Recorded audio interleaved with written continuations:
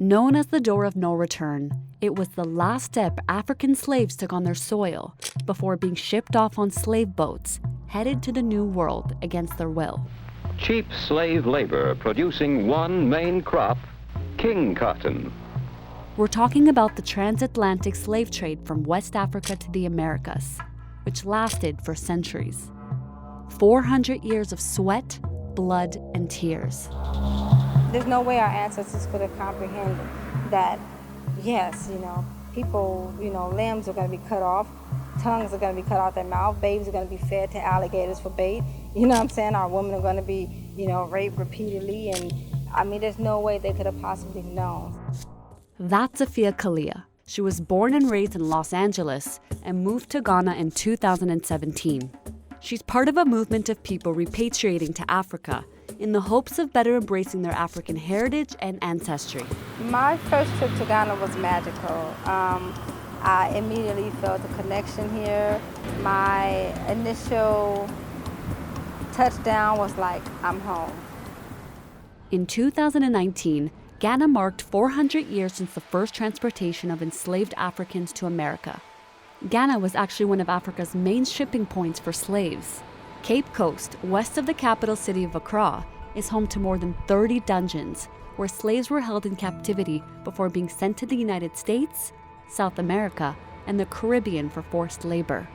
When I walked into Elmina Castle and I went to the Cape Coast, the smell and the haunting feeling of being haunted by the past was really something that was out of this world in terms of the human waste. You could still smell it. You could still smell the pain and the agony that happened there.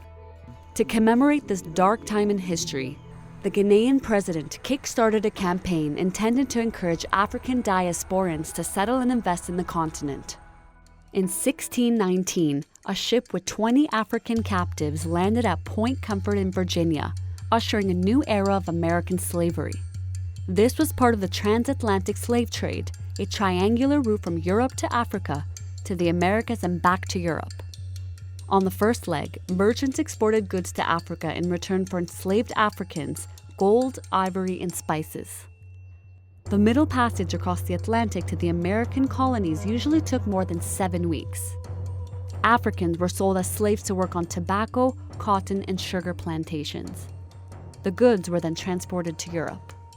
It is estimated that 12 million Africans were transported and almost 2 million died on the middle passage. While slavery was abolished in the U.S. in 1865, Roberta says the generational impact still lives on today. It is the beginnings of anti-Black racism. And I think people sometimes forget that we didn't come with generational money. Our generational money was taken away from us. Our resources were taken away.